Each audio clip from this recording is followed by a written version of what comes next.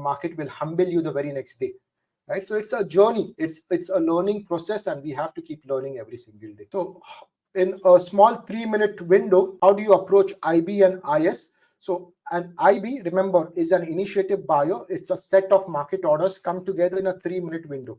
Ideally, if you've gone through that ECOS and the VMR program, you already know that we are looking for an IB plus IB pattern. So that is a set of 2 IBs coming together within that rule of 10, which is those 10 bars. So when that happens, you know, okay, the market has got a lot more initiative traders in that half an hour window.